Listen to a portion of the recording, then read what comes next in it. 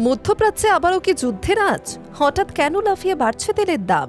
Iran শান্তি বৈঠক boycott করতেই কি নতুন করে জ্বলে উঠল সংকট? আর সবচেয়ে বড় প্রশ্ন, এর প্রভাব কি পড়তে চলেছে আপনার পকেটে? কারণ আন্তর্জাতিক বাজারে অপরিশোধিত তেলের দাম এখন প্রায় $100 কাছাকাছি। তাহলে কি সামনে আরও দাম বাড়ার ইঙ্গিত? চলুন পুরো বিষয়টা বিশ্লেষণ করে দেখা যাক। মধ্যপ্রাচ্যের উত্তেজনা নতুন করে চরমে পৌঁছেছে যখন ইরান দ্বিতীয় দফা শান্তি বৈঠক বয়কট করার সিদ্ধান্ত নেয়। এর সরাসরি প্রভাব পড়েছে আন্তর্জাতিক তেলের বাজারে, বিশেষ করে গুরুত্বপূর্ণ হরমুজ প্রণালী দিয়ে তেল সরবরাহ ব্যাহত হওয়ায় বিশ্বজুড়ে উদ্বেগ বেড়েছে। কারণ এই পথ দিয়ে বিশ্বের একটি বড় অংশের তেল পরিবহন হয়।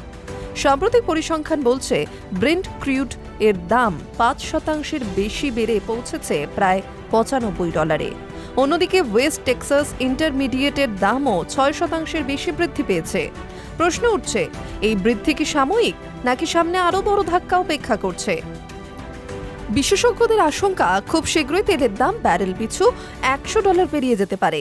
এর আগেও দেখা গিয়েছে মধ্যপ্রাচ্যে উত্তেজনা বাড়লে তেলের বাজার অস্থির হয়ে ওঠে।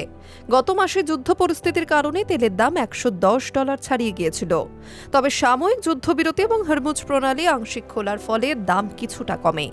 কিন্তু এখন পরিস্থিতি আবার উল্টো পথে। আলোচনা ভেস্তে যাওয়া এবং সরবরাহ ব্যাহত হওয়ার বাজারে অস্থিরতা বেড়েছে। এবার প্রশ্ন, এর প্রভাব ভারতের উপর কতটা পড়বে? ভারত তার জ্বালানির বড় অংশই আমদানি করে।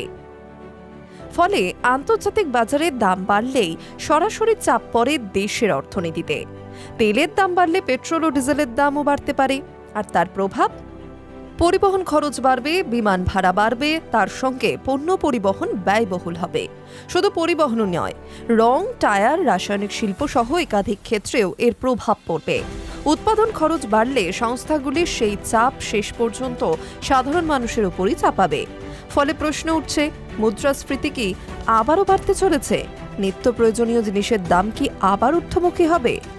তাহলে কি বিশ্ব আবার এক নতুন অর্থনৈতিক সংকটের দিকে এগিয়ে চলেছে, নাকি পরিস্থিতি দ্রুত নিয়ন্ত্রণে আসবে?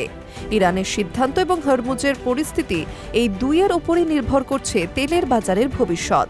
আর সেই সঙ্গে নির্ভর করছে আপনার দৈনন্দিন খরচও। Hi news network.